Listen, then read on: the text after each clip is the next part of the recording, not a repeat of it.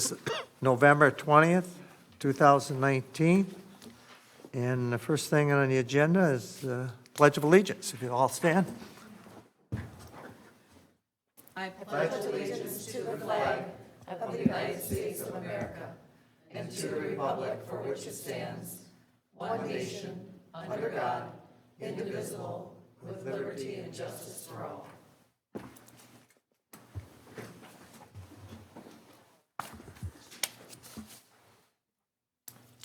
And item 3 on the agenda is the motion approval of the Planning Commission agenda.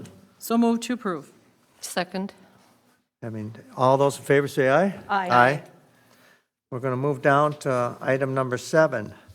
It's a motion approval of public hearing minutes for CUP and PUD for deviations to design standards, Viking Industrial, 9203 Lake Drive Northeast, on October 2nd, 2019. So moved. Anybody second it? I No? abstain, I wasn't there. Oh, I'll second it. All those in approval, say aye. Aye. Aye? Abstain. Oh, we got 2. How does that work out? It was just Pam and you and I Oh, at that meeting. so we can approve that on 2? Doesn't pass, it doesn't, you don't have a majority? Yeah, that's what I was saying, so we have to put it off till next time? Yes. Oh, starting to learn this. You can teach an old dog new tricks. Item number 8, it's a public hearing and discussion. 15215 Zurich Street Aces Hotel, reduction of side yard setback variance request, pages 1 through 9, and enclosures. Rochelle, would you read the notice as published? Notice is hereby given that a public hearing will be held by the City of Columbus Planning Commission on Wednesday, November 20th, 2019 at 7 p.m.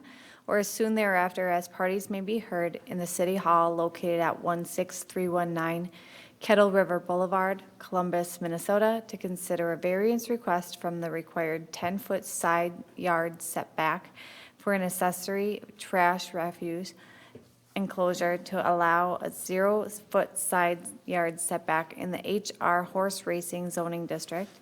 The hearing shall continue until all evidence and testimony has been received. Applicant John Seibert, property owner to Aces Hotel LLC. Property location is 15215 Zurich Street, Columbus, Minnesota. Legal description as listed, signed Elizabeth Mersko, zoning administrator. Thank you, Rochelle. Yep. Mr. Siebert of Aces Hotel, could you step forward to the table up front and with the microphone state your name and your address?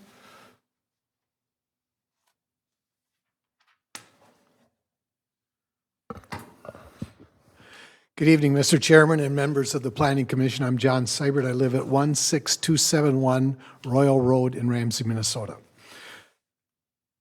I'm here this evening to request a zero lot line setback. This zero lot line setback has been generated by the fact that we ended up increasing the fire access road, which pushed our dumpster over. The code basically said that it should be 20 feet. We increased it to 24 feet.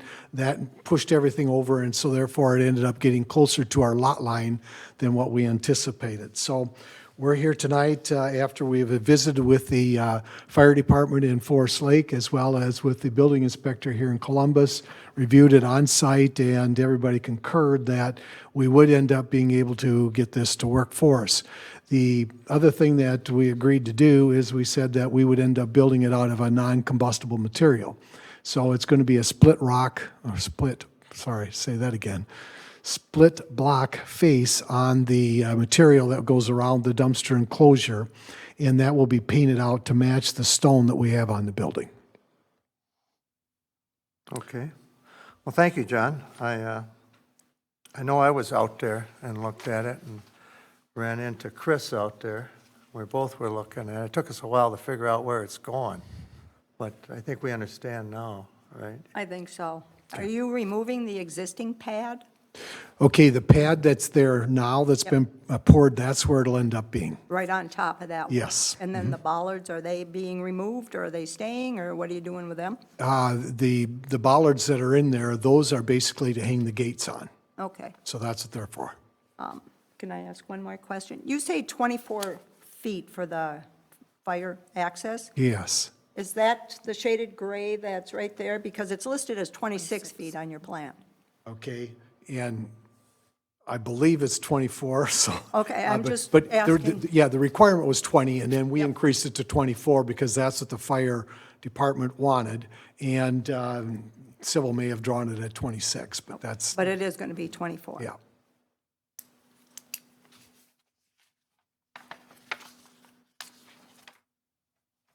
Any other discussion up here or questions? Jody?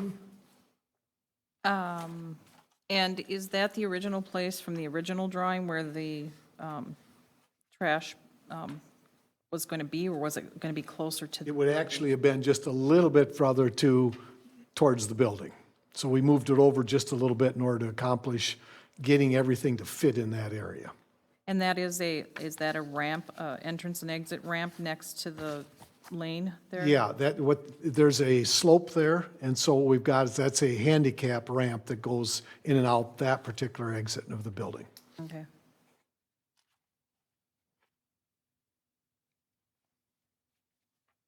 Any other questions? I do. And the conversation that you had with the fire marshal, was he concerned about the zero? No, Setback. he was not worried about the zero lot line setback, and as long as we did make it out of a non-combustible material, so they were fine with that, both he and the building inspector. Okay. I do have one more question. I know you said that it was going to be a split-face block painted to match the building.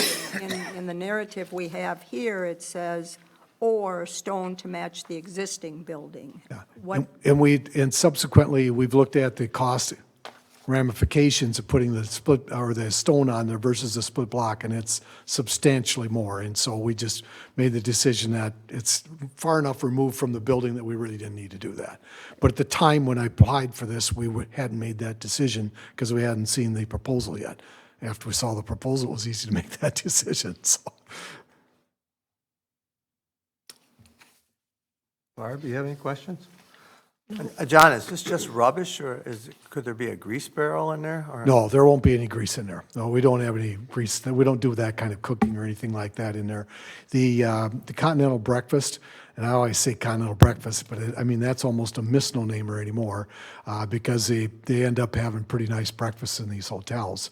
If you've been to any of these Hamptons and so on and so forth like that, they're all kind of the same thing, and they're expanded breakfasts, but there's not a case in point where you're cooking eggs and or bacon and that sort of stuff where you have grease. So there's no need for a grease trap in or grease to be put in this dumpster area. What will be in the dumpster area is a dumpster for the trash, but then there'll also be a recycling bin in there as well. Okay, thank you. And how was this created as far as, I mean, it's saying that the circumstance was not created by the property owner. How is this not created by you guys? Okay, well, what occurred is that initially, we were ending up having it set over just a little bit further towards the building, and then when they wanted the fire lane a little larger, then we moved that bin over. So we, in attempts to try and accomplish what the fire department wanted, we ended up moving the dumpster over further. So that's what kind of generated this whole process. Barb, anything? No. no, I'm good. I don't have any other questions either. Okay. Why don't you just sit tight there, John, and we'll close this with the right that we can come back and ask any other questions from you. But we're going to open up to the public, and anyone who has any interest in this matter can step forward and present testimony as evidence on this issue. Is there anybody that'd like to make a statement or come up forward? Hearing none, we'll close it, and we'll sit and have our discussion now. So, No, I'm fine with everything. Jody? I'm, if we're going to go through the checklist, yeah, I I believe that, I don't know if you want to go through the checklist and, Well, they had two recommendations, didn't they? The staff, or you want to go through it? John, did you go through this? Yes, I did. Yeah. Do you have any issues with anything we're checking?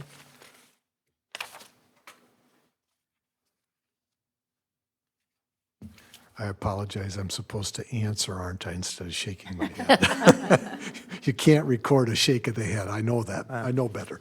And So- Jody, are you referring to going through the reasons for granting the variance when you say the checklist? well, we used to go through and state it on the record for the hearing, the 1 through 6. I don't know what we're doing now. It's So- kind of changed. So the checklist has turned into a staff report. So the staff has created the findings under each of the proposed questions. And previous, we had actually questions and the planning commission were to come up with the findings. And so we've now kind of gone one step further. And so if you're in agreement with the findings that are stated, then you wouldn't necessarily have to read them. If you're not in agreement or you want to add to a finding, that's when you would say, under number 2, I think we should add something to that or not, or take away. And so just like when you review the conditional use permit, when you have the findings and you make tweaks to it, and then you say, oh, I want to add a condition, well, then you would add a condition to the staff's recommendation. In this case, there's 2 recommendations. And so I can start. My request would be that the applicant would update their site plan to reflect a 24-foot driveway, and along with the updated building materials, if it's going to be 3-sided with gates in a split rock or made out of split rock materials, and just update the site plan to reflect those changes. That would, my recommendation, that would be condition number 3.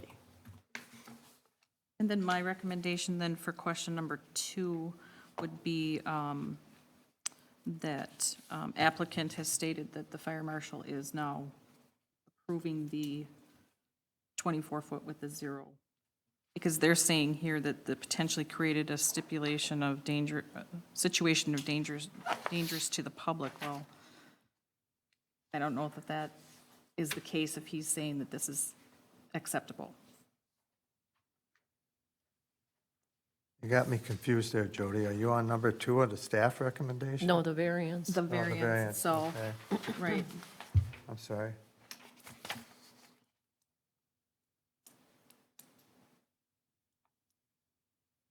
So you want to add to that? Right,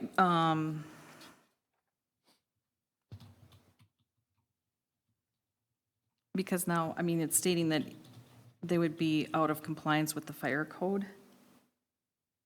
But if the fire chief is accepting this, they can't be out of compliance. No, sorry, the way this is written is a little confusing, but it's a compliance setback. So if they were to go at a compliant 10-foot, then they would have been out of compliance with what the fire marshal requested. But now, if they're allowed to have a 0 lot line setback, they're in compliance with what the fire marshal. And that's because they wouldn't have had the 20 They feet wouldn't have had- access, yeah. right? And then with it being a non-combustible material, they can be at the 0 Yeah, that is correct. setback clearance. So the way it's written, the way it's supposed to be meant is that if they were at the compliant 10-foot, they wouldn't be out of compliance with the fire marshal's recommendations, and therefore it would be a hazard to the public.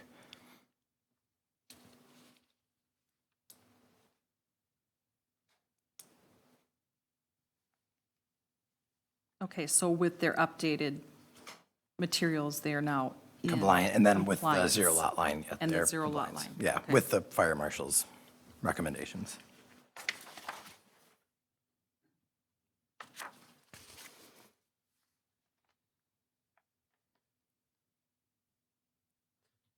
Anybody want to add anything else? Or look at?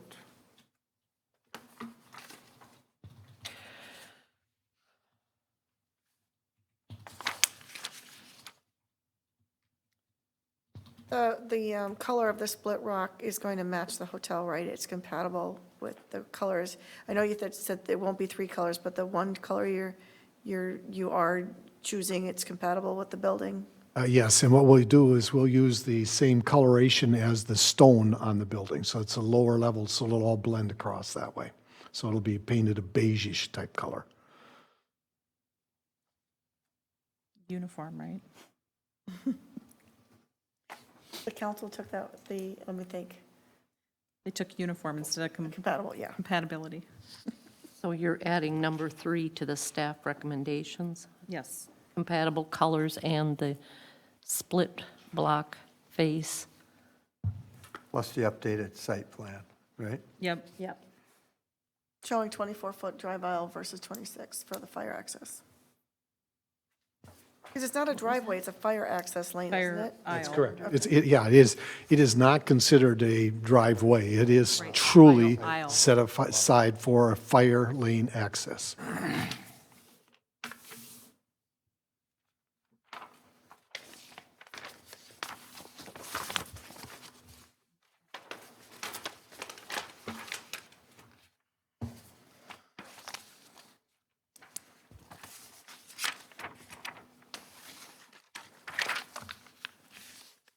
Are we there? I believe so. Anybody want to make a motion? Well, look at you, Barb. Yeah, I can make a motion. Okay, well, thank you. Get myself together here. Make a motion to approve the,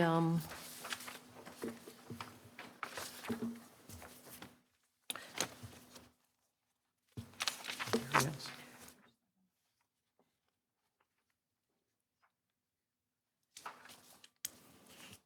to approve the variance for a zero lot line setback for the trash enclosure at 15215 Zurich Street for running, or the Aces Hotel LLC, and including the variance findings 1 through 6, and staff recommendations 1 through 3, with 3 being an updated site plan for the 24-foot they call it a slab, Fire access. fire lane Fire access. access, and split rock face block on the dumpster storage area, plus the block must be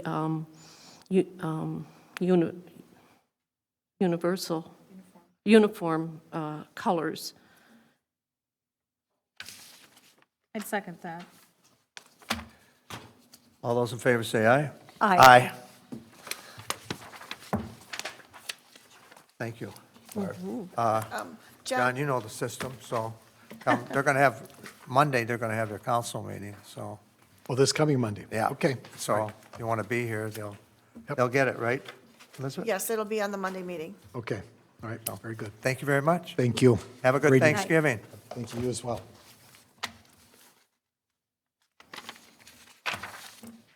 All right, we're to number 9 on the agenda, the open public forum. Is there anybody that'd like to get up and, no? Okay, we're going to close that, and then we're going to go to item number 10, information, the city administrator's report. So at this time, we had a short staff meeting earlier today as we were looking at towards the end of the year and what we were going to do as far as planning commission meetings and such. And so we looked at the calendar and we thought, and looking at this agenda, we thought we would take tonight, and we realized that you don't have any other applications on the agenda, but thought we would take about an hour and we would have like an open forum for the planning commission. And it would be an opportunity for the planning commission to ask either Dean, myself, Ben, questions that you've been thinking about, things you'd like to do for next year. If you wanted to have more materials about learning about a particular thing, then we would talk about, but basically an open forum for an hour. We can sit at the table, we can bring up, site plans and something, if there's something specific, that back in June, we talked about this and it's been bothering me, and, what about this and why did it happen this way, or something along that line, to give you kind of ideas for questions. And I realize this is kind of like coming right at you, but there's been some changes, and so right now, we're putting the high-density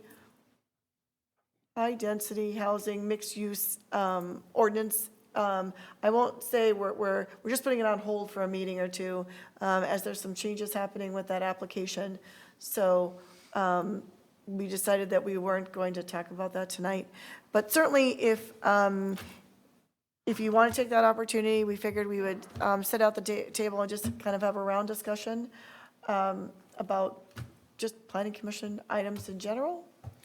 And then afterwards, we're going to talk about what's going to happen over the next 3 meetings, because we have a schedule and an idea of what we would like to do over the next 3 meetings. And when I talk about 3 meetings, I talk about 2 in December and the 1 in January. And I know it seems far away, but it's really not far away. Why don't you start with that? We got to get up here now? We just figured, you know what I mean, if the screen's a little smaller, I can bring up maps, it's just a little easier to see on that screen, because we are gonna go to monitors as soon as I get them ordered, and because the older technology, it's kind of blurry, you can't really see the maps, we're dealing with maps a lot more, and having the TV screens, it gives you that crisper detail. And that makeshift stand is really hard to move around. So it's kind of planted for right now, and Jim is already telling me I'm on borrowed time because he wants it back. Okay. Forward.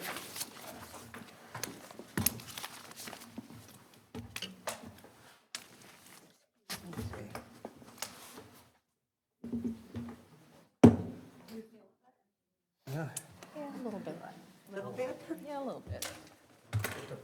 So I figured if we say these. Don't even bring it up. Yeah, I know. You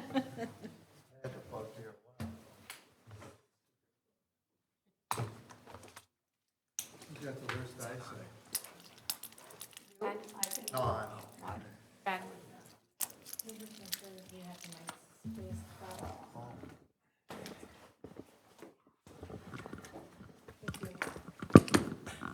Jody, did you have the first question? I thought you did. Oh, She was asking Elizabeth to go through the 3 meetings. that's what I thought, yeah. Well, I can certainly do that. So the meetings that I'm talking about is December 4th, December 18th, and for those of you who haven't looked at a calendar, January 1st is on a Wednesday, and it's a holiday. So we won't have a planning commission meeting on January 1st, and so there's 5 Wednesdays in January, so your meeting is on the 15th, so that will be the first meeting of the new year for the planning commission. So you got a little bit of a break there. And so what we're looking at is really more of a format. So we adopted the comp plan, and the comp plan was adopted on October 23rd. And it was adopted both by Met Council and the City Council, and Ben is working diligently with Hyla to get a final copy.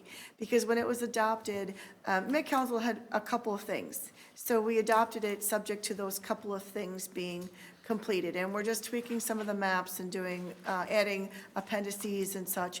And believe it or not, it is now like a 400-page document. So it's quite a large document, but really the meat and potatoes is about 100 pages. And so we'll make hard copies. So for those of you who want some reading materials, we'll certainly have hard copies.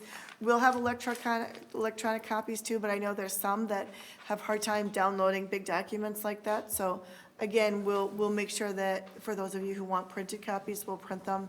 And for those who rather have electronic copies, you'll be able to do that also. So that's coming, that's coming shortly to you. So I think from when Dean and I were talking, we really thought that December 4th, we kind of had the comp plan and we were traveling along, and then we had an application.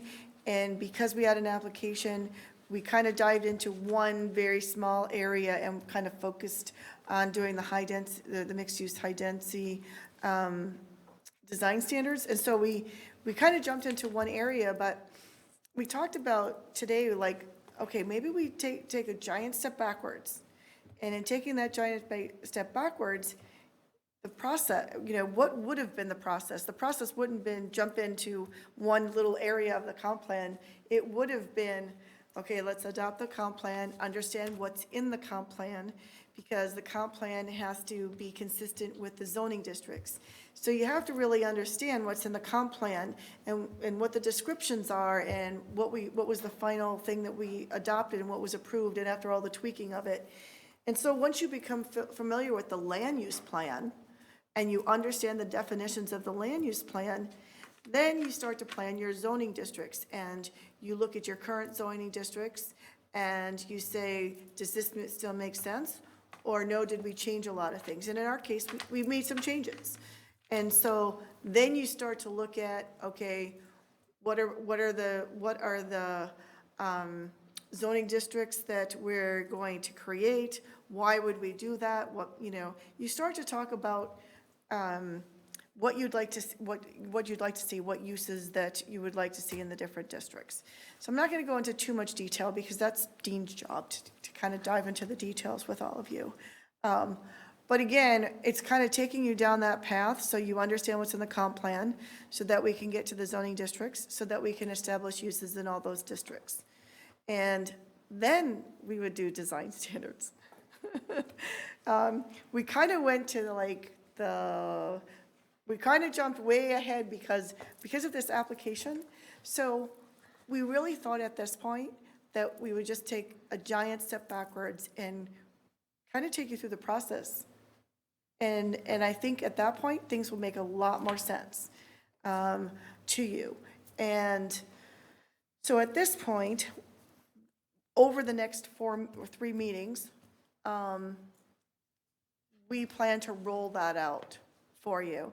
And it'll be a mix of lecture, it'll be PowerPoint, it'll be handouts, so it'll be a mix of different kind of things in there. And then there'll be like a little sidebar things, because we still have to get a northeast sign. We still have to name the development.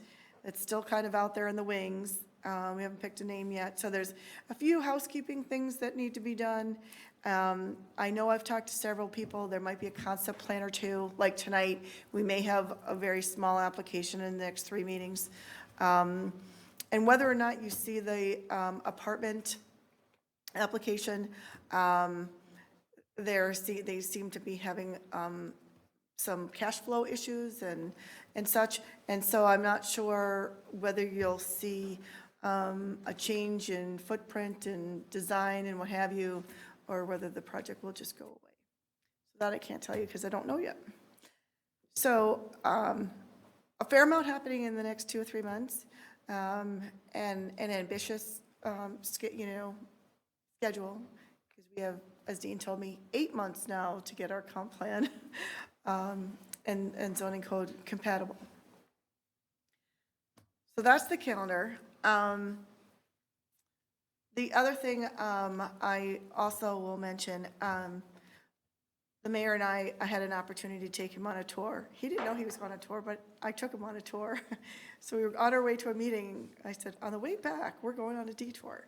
And the reason why I wanted to go on this detour was, although we've seen a lot of pictures, I wanted to point out to him in real life what we were talking about design standards and pointing out different things, because there's one building in Forest Lake that has a lot of components to it, and if you go there in the daytime, you'll be able to see the design components and some of the things that we were talking about. It's like, oh, that's real life, that's why it doesn't look so good, or, oh, that really looks good.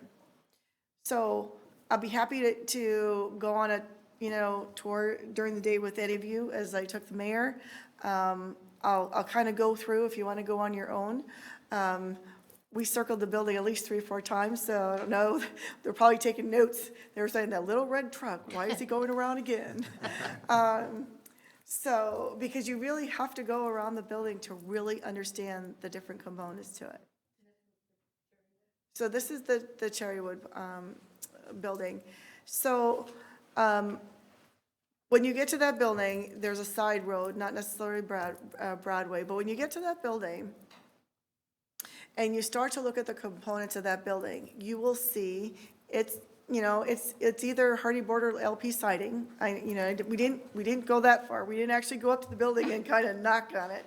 But if you look at the building, there's the 3 or 4 colors like we talked about. Again, it's either Hardy or LP siding.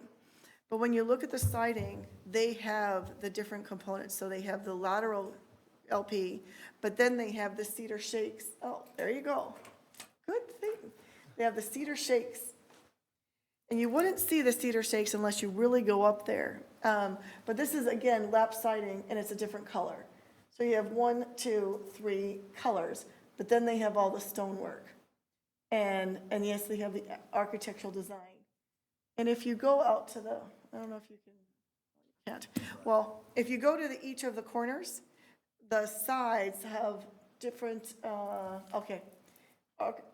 columns. So the architectural design, even though it's a square building, on each one of them, they're, column covers and such.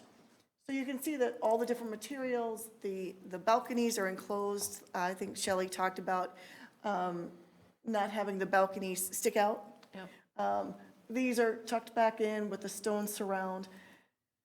And so there's different components to the stone wherever you kind of look. So it's not 100% stone, but you can see they use the architecture to change the design up, along with the LP, and then different window designs on 2 sides.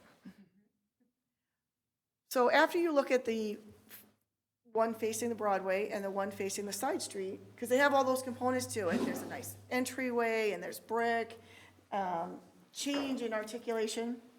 We'll now go around the side and you'll see, okay, not so much articulation, not so much design, not so much stone, and you can see, you know what I mean? And this was the whole, let's put all the stonework on the front, you know what I mean? Because we talked a little bit about this, like, well, in front, maybe it'll be 50%. Well, on the side, or you can transfer it, okay? Well, if you drive all the way around the back, there is 0 stone. And you can really tell what it looks like with straight LP, 2 colors for the entire side of the building. I mean, it's so, I thought if you drove around this in real life, you could actually see all the different design components we talked about. So one side of the building, this is what we don't want. Well, this is kind of, what we want. And then you look at their front, and you're like, oh, this is really what we want.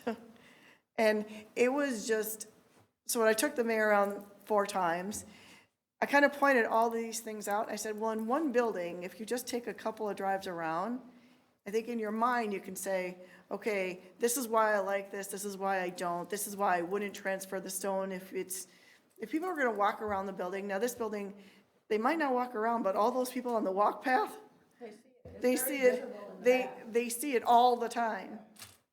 So, anyway, this particular building had a lot of the components we were talking about and things that we thought were gonna look good. And so it was just one of those buildings where you didn't have to drive very far if you really wanted to see what 4 colors looked like, what different dimension looked like, what, if you really did, if the architect did his job and really designed it, what you really could do for a building to make it look good. What I'm not understanding, buildings like this, look very nice, like you said, even though the other side is more plain. But what I'm hearing from specifically the builder that wants to build near the Hy-Vee is that cost is a factor. So how do we, how do we make all these design plans, but how do we get them to agree to do that? I think, different builders, they have a plan, and in their business plan, they allot money for different things. And a lot of builders will put certain priorities in different places. This builder, he placed a lot of priority on amenities in the building. You know what I mean? He thought having the granite and the stainless steel appliances and dimmers on lights and, some things that you really wouldn't think about, he really felt it was important because he wanted to have higher rents. And he felt that if he had more amenities than the other buildings, that he would be able to get the higher rents because of the amenities. Well, if you only have so much money to cash flow, you know what I mean, a building, or you can only borrow so much more money, so something has to be sacrificed.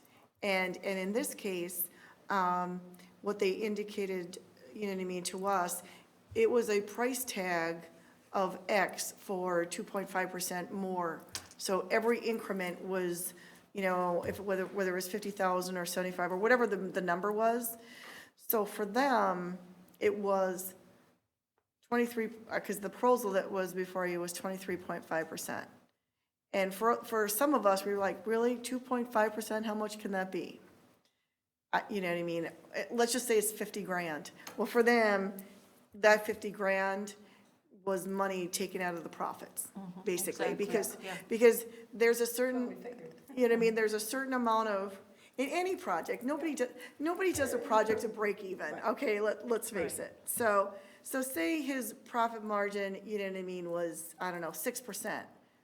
Well, as you take that stuff out, you know what I mean, it's whatever percent, and a $24 million project, you know what I mean, who knows what it actually equates, but for them, it was big enough that they weren't willing to kind of sway in that time frame. My point was, if you look at this building, that was the other thing we also looked at. The first 4 feet where the underground parking is required to be non-combustible. So if your 20% is in the first 2% of the building, even when you walk around this building, you can't see it. There's landscaping, there's other things blocking it. So if your building only has 20% and it's all in the first 2 feet, because it was required to be, you're really, you know what I mean, that was required. That's code. So that was my argument back. At the end of the day, you were required to do, let's just say it was 20%, so you gave us 3.5%. And I thought, which I was like, okay, in the big picture, that really, to me, wasn't a whole lot on the building that could be visible. And then I look like a building out this way, and I'm like, well, if you really thought outside the box, I mean, I'm sure there was things that you could do. And I realized that maybe building these are, cost labor and such, but it makes a lot of difference when you look at this building, because they're not just corners. It looks a little enticing to look at, and it does make a difference. And it was kind of disheartening with the last plan that they came just with L and all the roof levels being the same, that they changed it that much. Yeah, I forget about that, from the first design. Yes. So like they were scaling down for us, and they're not willing to offset the amenities that they can increase the rent on, but they're not making the building stand out. Right. And that's what we live with. And that was important to us. And I think from a developer's standpoint, of course, they want to make money, of course, they want to rent their building. And I think we had competing, and not that anybody didn't want a nice building, but what we were looking at is, amenities outside, amenities for the public, making the building look good, and making sure you had parking. And quite frankly, those things really weren't high. You know, the priority list wasn't that high, because if you notice, they were small parking spaces. They were not two parking spaces per unit. Having more stuff on the building really was more of a hardship. They really didn't want to put playground equipment outside. They didn't want to put a sidewalk all the way around. I mean, things that we were all thinking that, wow, that would make a nice building Well, and and something I part want of- to be at. Part of that area, we're looking at walkability and livability and that, Yes. and you've just taken all that away by not doing some of that stuff. Exactly, and so I think that's where we had a little bit of departure. And I'm not saying that we wouldn't negotiate it out, but unfortunately for us, Ben he drafted his third letter, incomplete letter today, for the applicant, because we have yet, that's why you haven't had a public hearing, that's why, actually, the project has not been formally before you yet. I mean, yes, we've talked about it, only because the applicant has been here through the design standards, but the application has not been before you. We haven't even set the public hearing. Question, Elizabeth. So this is in Forest Lake. Yeah. And if you go to the apartment buildings over by the, like YMCA, they do the same thing. Okay, if you look at the backside of the building, it's there. It's there. So Seems is very- that a code they have, or they set up the standards, and they, like, you were talking about the colors, like at Hy-Vee kind of set the tone? Or Northeast Quad, did the city of Forest Lake, their planning commission or the council, or whatever, set up the codes where now every apartment building that comes in there can do the same thing? Put all the pizzazz up front, and the back can be lap siding all the way? No, I'm sure, Dean, maybe they have a PUD concept, or they have some sliding scale. I haven't looked at their zoning codes, so I don't know. I mean, is it natural for a city to have these kind of codes? Did we not kind of have that in ours, that we could offset the brick to the front in one of our talks, and you put more of it Yeah, we up front in that? I think Same we thing? talked about it, but I don't know if you actually, well, another thing, we haven't finalized anything, but right. we did a lot of talking, Yeah. but we haven't finalized anything. And now you can see, so I would say, after looking at them, would you really allow 0? I mean, would you let, well, I want to move 10% to the front, but would you really allow 0 in the back? Well, I wonder on each situation, because I look at the spot they were putting that in, and it's not facing the public. It's kind of facing no man's land out there, which will probably never be developed anyway. It's DNR land and trees and. By the YMCA? No, I'm talking about ours over here in the northeast. Oh, about quadrant. ours. Oh, okay. So what, do you give up? I guess when I was looking at this in Forest Lake, I just wondered if they set this with Cherrywood, then the other ones can say, well, wait a minute, allow these people to do it. I mean, what we set in the next. Right. Yeah, what we set, not that we're gonna build 100 complexes here, but once we start it, we better have some standards and everybody can follow, hang in on it, or? Or if we're going to allow 0, you have to be facing, I don't know, a wetland or whatever. I mean, I don't know how you would structure that, but, No visibility. or, yeah. Because And that's hard to. believe me, I've been here enough years to know we are never going to subdivide. We are never going to develop. We are never, and then 5 years or 10 years later, here they are. The circumstances change, things change, rules change. Most of there's a lot of apartment buildings being built now, and a lot of them are investors, not builders. And that's what this CAMI is it's a holding company, and that's what they do. They don't have all of the money. They use investors to finance these things. So that's different than somebody like the company that I worked for. They were actual architects and multi-housing developers. They meant to own the property. And I think that's what's happening. And I don't know if that's a good idea for Columbus, to be stuck with a company that's just an investor. They're even advertising on television now, get into this multi-housing investment and earn 18 to 21% on your investment.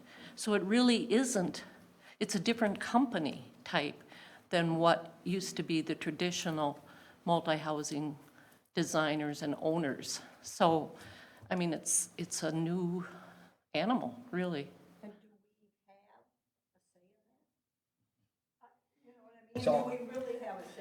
Is this what you're seeing too? I mean, as far as it's more of an investment for these holding? Types of ownership, whether it's commercial or residential, have changed constantly.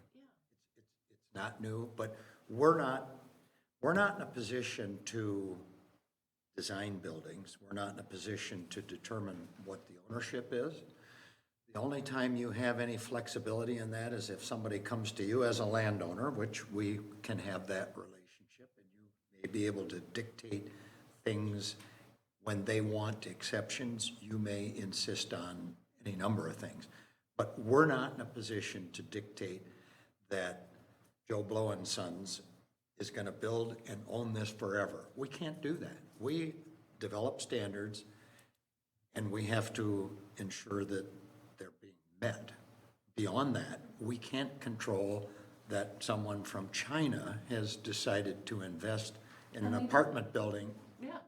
And where does that money come from? All kinds of, they may be retirement benefit associations from New Jersey. We can't control that. So And there's no way we we can't, hold them to a higher standard as far as we can't hold anybody to higher standards unless we have skin in the game. So when we develop our ordinances, our procedure is if they meet our ordinance, we approve it. If they don't meet our ordinance, we don't have to approve it. And so the other change that's taken place as I came back into the city is to require that all of these projects be reviewed under the planned unit development procedures. That's good, except that almost every applicant that enters into a community expects it to be a one-sided, we're going to take, and the city does all the giving. That's not it. So where we started this process, what I tried to build into this allows the flexibility that any planned unit development process is intended to do, but you're governing that process. You have a lot more leeway to agree to the give and take. So if you say, on a case-by-case basis, we may allow the shifting of a certain percentage of certain building materials, and let's just use the example that Elizabeth is talking about. If what you like on this, on the public sides, the street sides, is X percent, first of all, you would say, is that achievable on all sides of the building? So if it's 25 or 30%, that's where we're at right now. And that's requiring that attention on all sides of the building. So if you're going to shift it from sides that might not be visible, and we can't count on that happening very often, but this just happens to face wildlife management area. It abuts another community. And some people say, well, that's cool. We'll give them the dirty side. But all that's going to do is take 25% minimum requirement from that backside and add that to the front. I'm not seeing 50% here on the front sides of this building. I don't know what those percentages are. So again, where we start in the ordinance is coming up with percentages that, first of all, on the basis of other features that you've described, you want the combination of colors, architectural amenities, and things of that magnitude that seem to make an appeal in combination. if somebody comes in with the plan unit development, and where we were with this current developer was 22 or 23%, it wasn't even there, and then they want all of these other concessions, you're in a position to say you have no public amenities on the outside, they're all private. The private amenities in this plan are literally non-existent. You know, it's a couple of sidewalks, a couple of trees, and, you know, like a 6-foot elevation in the front for tots. I mean, this isn't even toddler, it's tiny kids. And when you do a plan unit development, it is someone saying, we'd like to take our park dedication that's gonna be required and combine private and public amenities and enter into some sort of lease agreement on their property that can be used by the entire public. Well, the site we're talking about in Columbus has that potential, but they didn't propose it. So if they don't want to pay your park dedication, where's that money gone? If they don't want to meet your minimum design standards, where does that go? And then if they want other financial assistance, this begins to look like an absolute non-winner in every category. So in what was presented to you to this point, what I attempted to accomplish was a reasonable set of standards based upon a proposal you had. They weren't even meeting that. We can't go out and just snatch certain requirements from any community at any time. We have to think about it. You're not Burnsville, you are not Maplewood, you're not Maple Grove. So it's not that their standards can't be applicable, but the specific details might be different based upon your market. Things we haven't even talked about, and where I had hoped to go over the next 2 meetings is talk about the changes required in the comp plan without interference, okay? We had an update by the McCombs Group in 2015, which took a dramatic departure from the McCombs report in 2009, which downsized all of this retail potential in your community. We can't ignore it. It might even be more severe in the 4 years since that report was updated, because that information is based on data that's already 5 years old. And so we have an enormous portion of your freeway set up right now, what we called commercial showroom. And that concept was initiated at a time when big box retail was hot to trot. And now, you know, you've already lost Gander and it's come back, and now it's become a car lot. You've got another building that falls into that potential description as commercial showroom with Bear Home, but they don't really have a showroom. I mean, they have one, but it's a smaller percentage of that. And that's an industry change that's not going to go away. Maybe in 10 years, we'll have brick and mortar again, but now it's all up in the clouds and you're buying things in a different medium.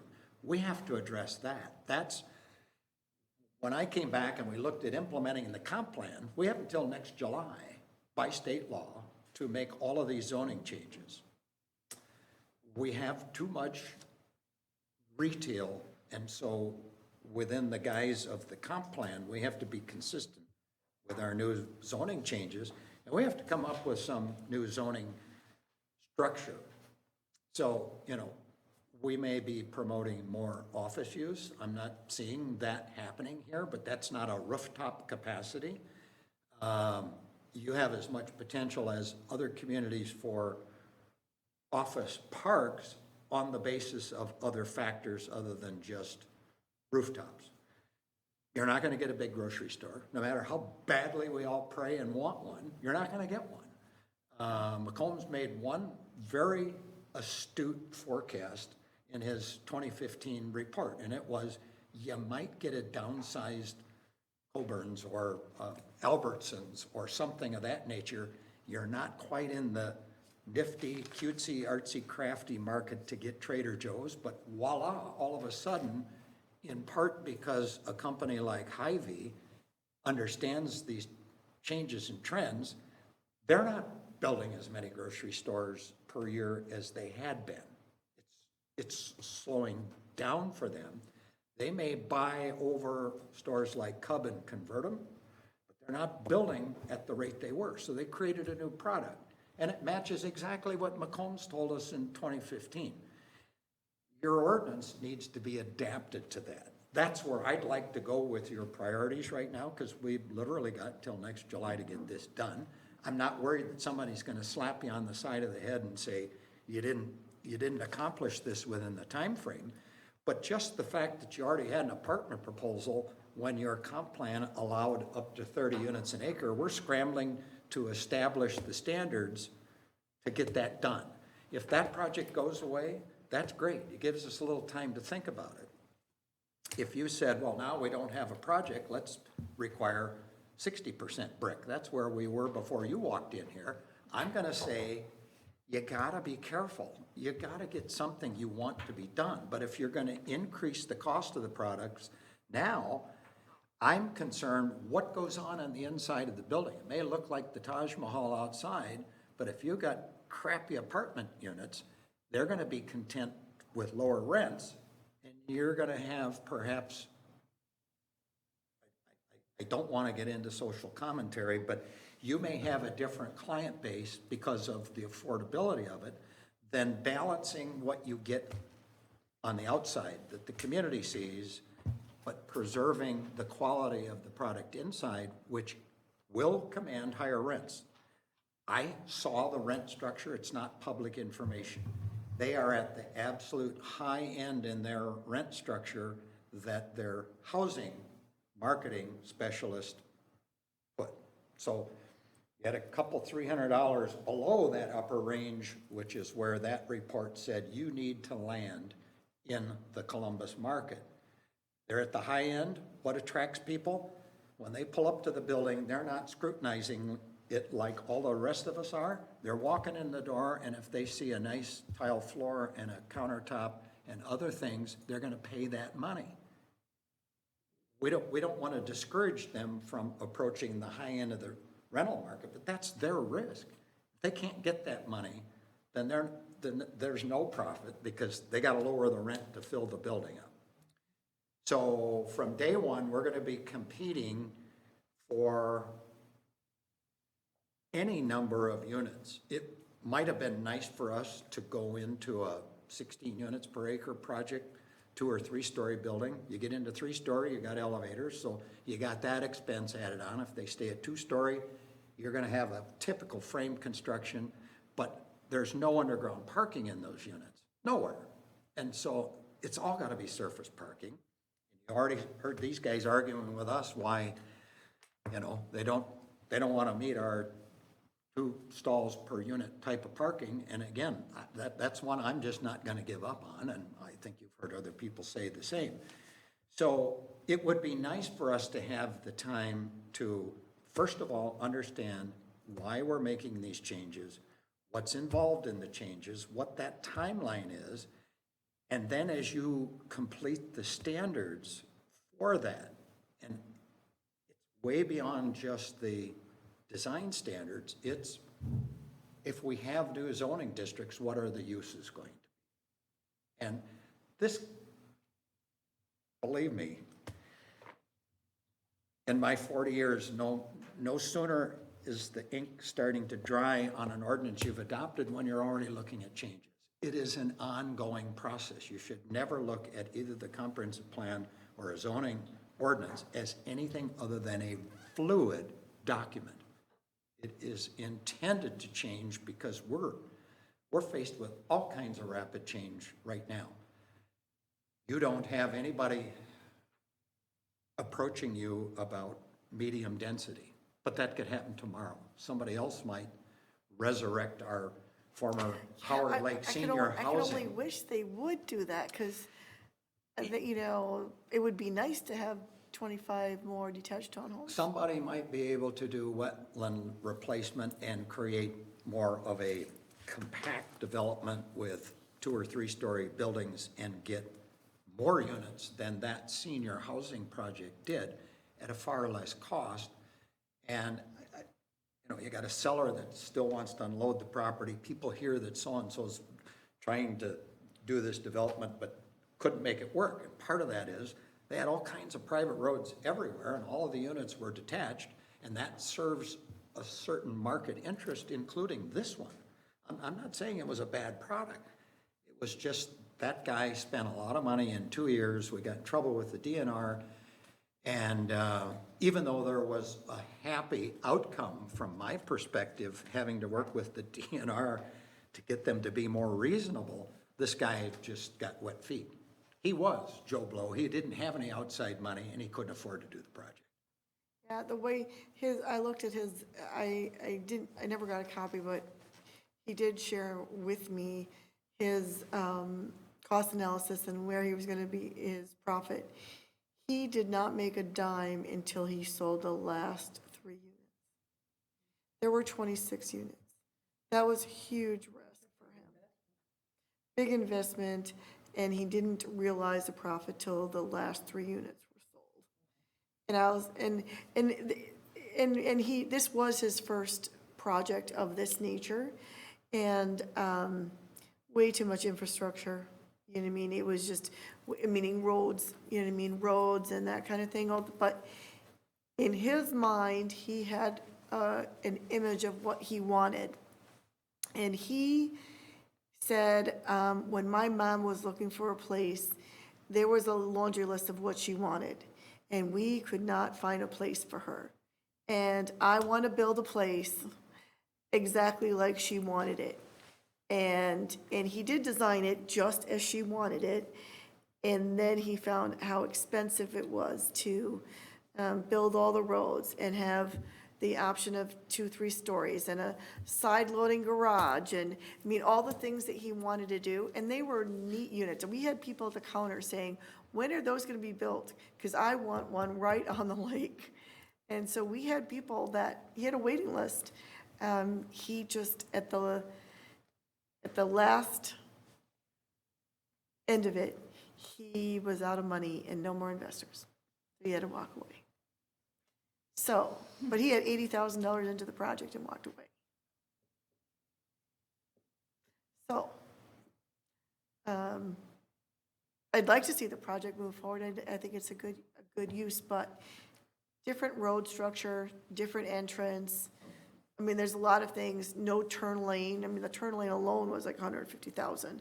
So, so that's why it's important when we were doing the planning on the north side, and the council had a short workshop about backage roads, utilizing the traffic light at Zurich. How will we do that? And so that's why it's important sometimes, because some of these costs that the development will incur, if there were alternate roads, they wouldn't have to do bypass lanes, right turn lanes, and all of those things. On a county road, those are expensive to do. And even though Viking said right in, right out was good, that never happens. It never happens. And in this case, they were okay with it, but generally a retailer does not want a right in, right out. And so I think for long-term planning, we'd have to figure something else out. Because you want traffic to go to traffic light. So in the big picture, I want to impress on you so you understand the comprehensive plan in the 7-county metropolitan area takes precedence over zoning. In the balance of the state of Minnesota, the zoning ordinance does. What that means is you have a comprehensive plan now that identifies high density, mixed use, medium density mixed use. We have a little rural area mixed use. And we have set the stage where we have a glut of retail property. And we have to figure out within the red area anything that fits not our desires, but our capabilities based upon the Macomb study that we call some sort of commercial use. We have to be careful, because if we say, well, gee, that bare home use was a great one, but that's a distribution facility. Well, right now, our light industry allows distribution uses, our commercial districts don't. And so if the market says those types of facilities, including a Viking, which may be as much or more distribution as it is retail, I don't want to get into that argument, but if we're going to accommodate that, what we have to be conscious of, because of this map, is that we're going to design commercial districts that fit within the description of the comprehensive plan. So we're going to have to be very conscious of terminology so that the uses that are prescribed in the comp plan in the freeway corridor are not going to be inconsistent with that description in a new zoning district. I'm not a proponent of a plethora of zoning districts, because the burden becomes, you got to distinguish why there's a hierarchy, what the different uses, permitted, conditional, interim, whatever the case is for each one. And then because one landowner wants to sell and the other doesn't, you got the wrong zoning district that you've declared. So we try to create a fewer number of zoning districts that are not inconsistent with each other so that you maximize the interest throughout. So what I'm telling you is, if we don't have a strong industrial market right now, or if we do have a strong industrial market, they're all going to be located in the blue or purple or whatever color that is in the southerly portion of the freeway district. If you don't like that, then we need to amend the comprehensive plan. So if we reach a conclusion at this stage that, wait a minute, back in the summer of, or the spring of 2018, there were discussions that resembled the old comp plan that had industry going up the east side of Hornsby almost to the state road, and now that's gone. We can change that, but you got to amend your comp plan. We got to go back, because our zoning ordinance must be consistent by state law with the comp plan. So the burden for us is to examine what these different use options may be. Let's not get hung up on what we call them. You can have the Mickey Mouse zoning district, and as long as the description in the ordinance fits the comp plan, you can do whatever you want. We have an orphan property that the city owns way up on the north end, and it is, you know, when this whole concept or retail and industrial, or commercial and industrial uses came about, it's a 20-year-old concept. And while it remains largely valid, that little orphan property that's up against the wildlife management area is unique. At one time, it would have been ideal for somebody like Home Furniture. They're all over like that. They don't locate right at the intersection because the land's too expensive, but they're visible from that. We're not building a lot of homes or Schneidermans or any of those uses anymore. It's very complicated. This would have been a competitive site for Sam's or Costco. The acreage would have been adequate for that. It would have worked for Home Depot and Menards. But you got those in this marketplace. Costco isn't expanding except in huge markets like Maple Grove or Woodbury or whatever. So we had talked about this during the development of the comp plan. What is that site? We had a proposal for a medical tech business. Yeah. Well, we can make that fit within a commercial category, but we need to think about. But he wasn't retail. It wasn't. It was a mold maker.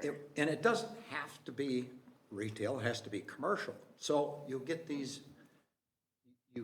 categories of service commercial. Well, what does that mean? Well, we can dictate what it means. Highway commercial is a category that's 40 years old. What does highway commercial mean? Well, what do you want it to mean? So without diluting the primary market you have for the best retail sites, and we want to keep those. We have a map in the 2015 Macomb study, and they basically shrunk. At one time, our community retail occupied a very large portion of the northerly half of what's shown as red. Macomb's is 15% of that. And so the size of the community retail needs to be shrunk.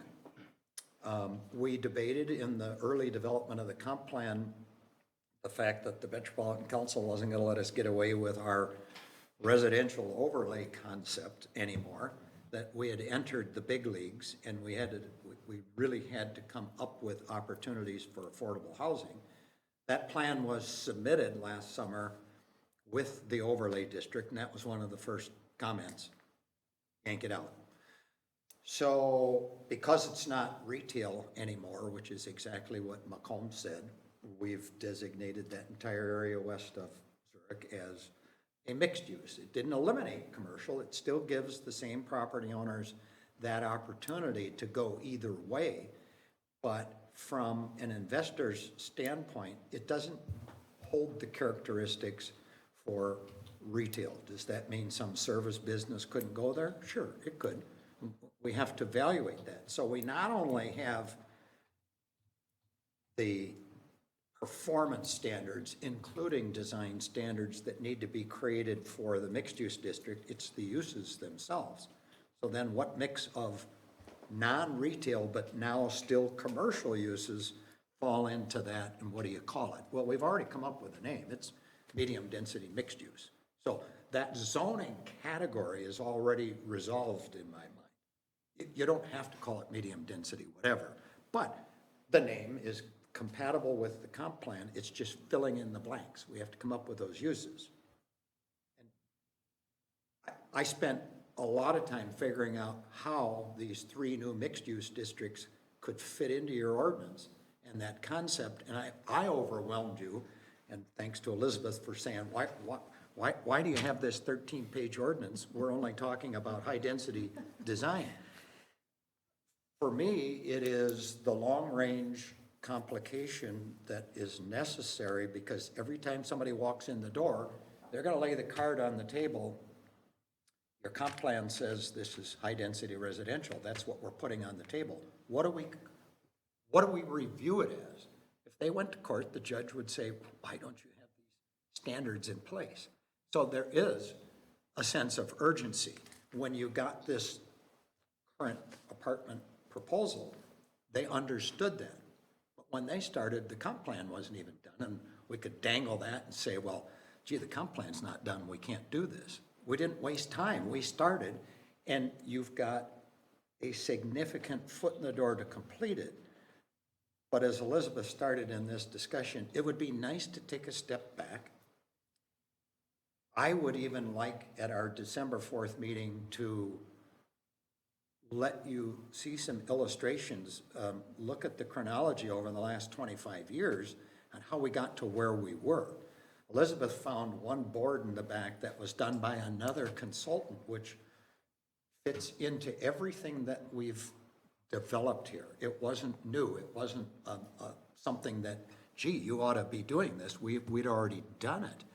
And so there's some consistency in the approach we've had, but every time you get a major recession, or every time something changes what we were accommodating in the past, it just means you have to sharpen your pencil and get up to speed with what is our market potential now and why. And while nobody wants more trailers, that is a visible market in spite of what you want. Could you imagine somebody else coming in here wanting to sell RVs? They will. They'll be here. And you got a lot of that potential right now in the commercial showroom. If you want to shut the door on that, that is a policy decision. And you can say, you know, we've already got that. We don't want to be where Blaine was 40 years ago, because it's taken them the last 30 years to overcome an image that was pretty ugly within the metro area. Because I told you, my first planning commission meeting back in 1977 in a southern Dakota County Community was, well, that's Blainish. I didn't know what that term meant. And I finally drove up to Blaine when somebody said, well, just drive up Highway 65 and you'll see what we mean. There was Gasoline Alley, and there were a lot of great things, but it also was pretty junky. And I understand the motivation that everybody has is, we don't want that.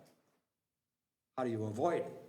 Well, you gotta be somewhat realistic, because Blaine today can require things like maybe 60 or 100% brick on certain buildings because they've entered that marketplace. And we haven't quite yet. And so without scaring all your business potential away, how do you create a set of ordinances, from the uses to performance standards to design standards, that will allow you to get what you'd like to see without scaring people away? So in light of all of that, as what Dean just said, when we come back on December 4th, what tools will you need? What tools do you think you would need? Or what would make this planning commission comfortable to get there? In other words, do you need more book information because you really need more theory? Because sometimes until you get the theory, you don't know how to apply it, because you don't know the theory behind it. So do you need more background information? You know what I mean? Like, why do we do this? And what, what are the definitions and that kind of thing? Do you, history, like previous zoning maps and how did we get here? Will that be helpful? Because we're trying to put a presentation and/or some sort of workshop together, and we figure it's gonna be 2 hours. So we want it to be meaningful, and that you learn something and you say, well, when you walk away from there, you're like, okay, I get it now. I get where we're going.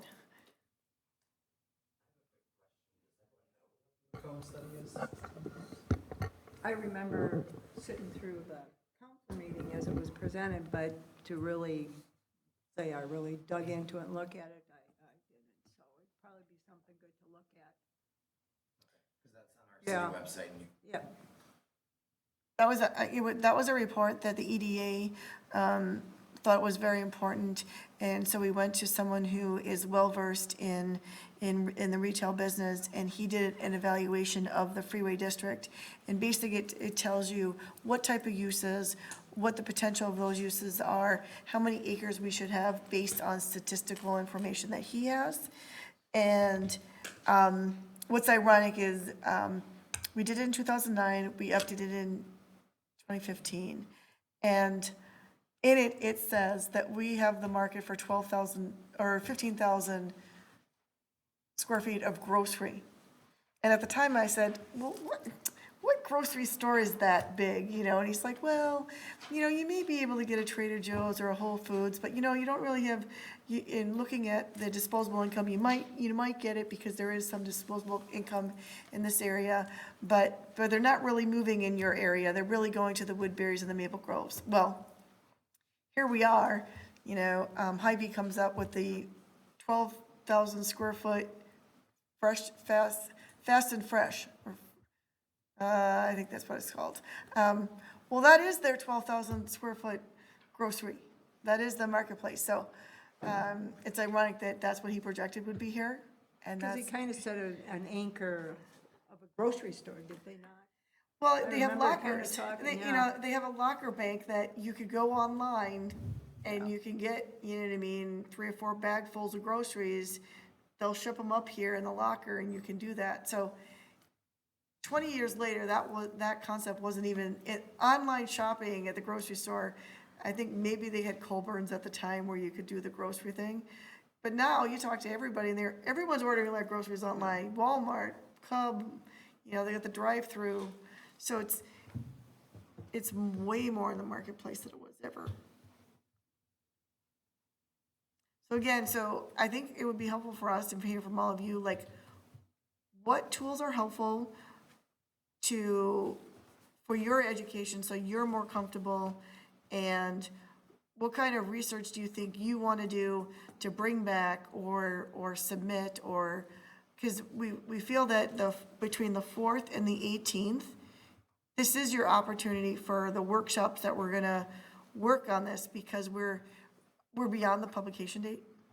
I mean, that's, for applications, aside from the apartment building, if their applications do come complete, I'm almost past my notice, you know what I mean, for them. So we thought instead of canceling the meetings, that we would use them as workshops.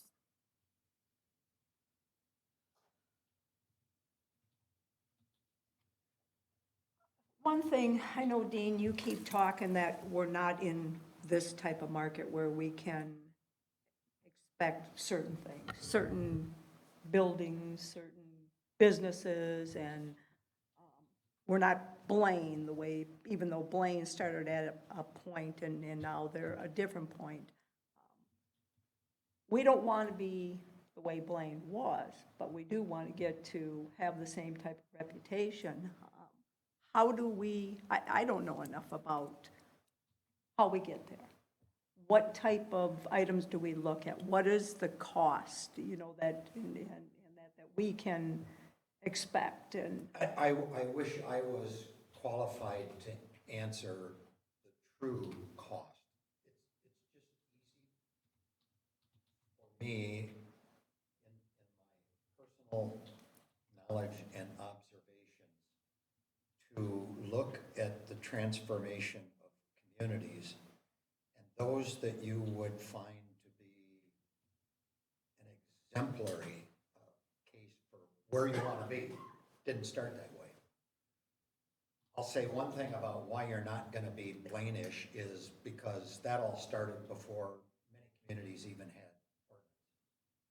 There was no comprehensive planning required in few communities other than the inner ring suburbs and the big cities were doing planning. Bloomington was at that time. 40 years ago, even Maple Grove was doing little planning. And all of a sudden, their growth exploded because they were on the edge of the two freeways, but it was a housing market that started everything going, and they still had all that mining. And the city worked with the mining operators and said, can't we come up with a plan that allows us to slowly get into this? And because they had such a large land inventory, they created one of the larger retail markets. Have you been in there and seen the number of vacancies that are throughout? Some of the other major big stores have struggled. That's going to continue.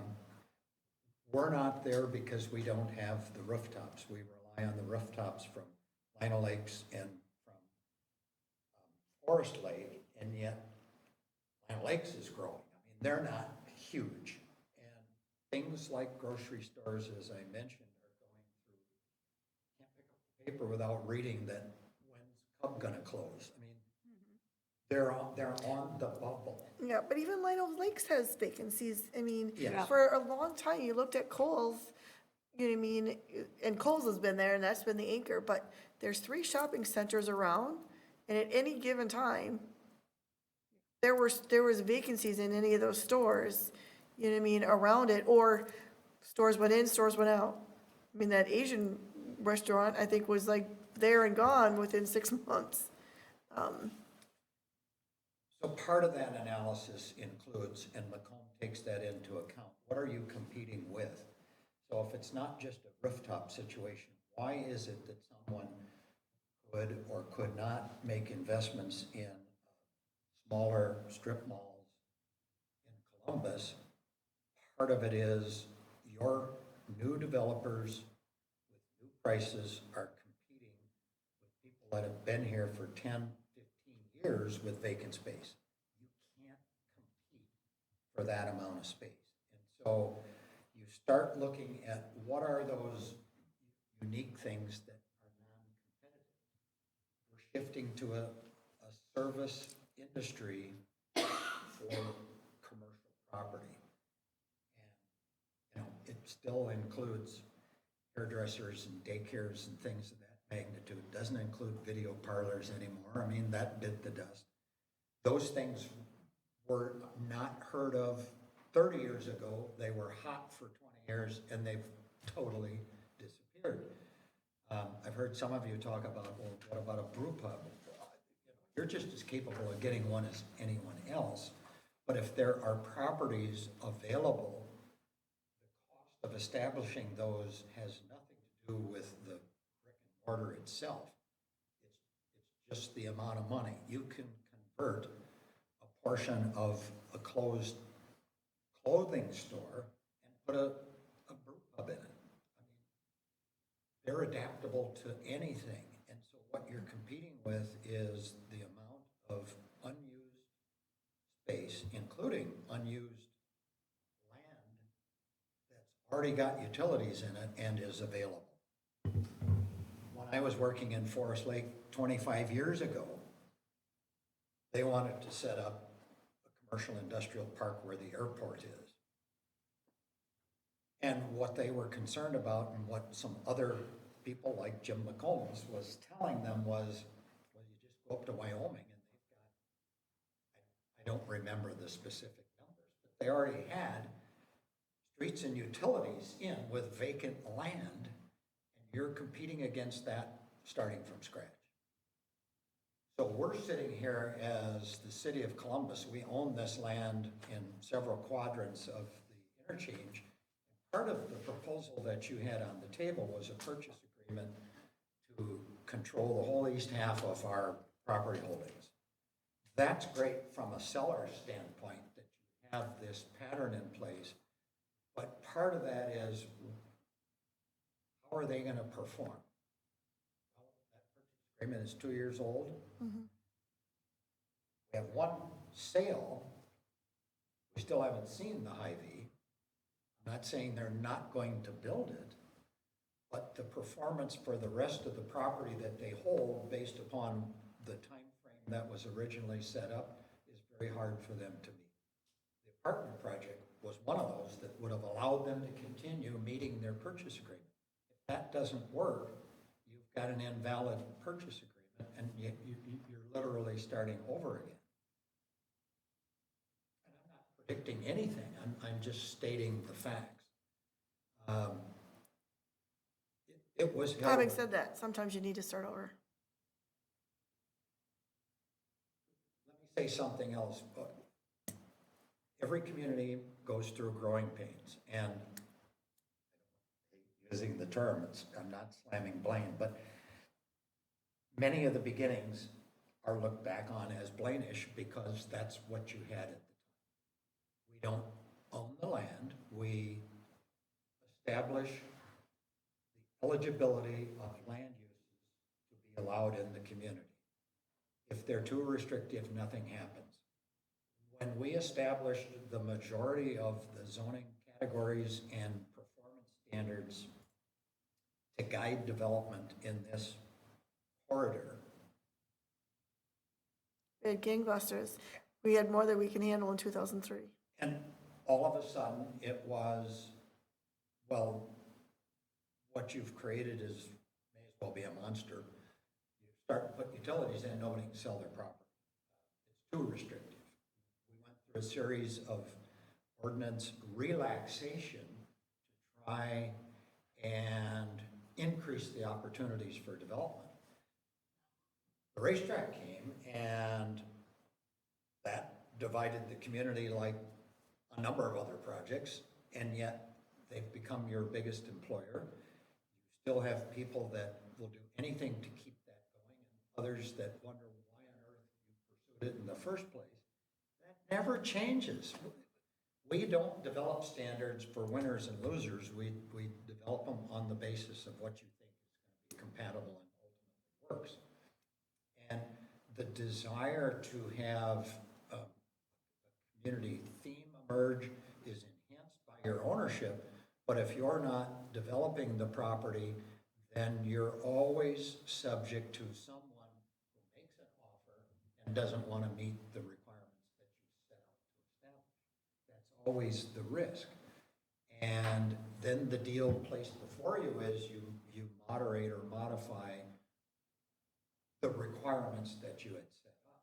And I've been struggling, and you hear me like a broken record, trying to come up with certain standards and certain uses that seem to fit your market.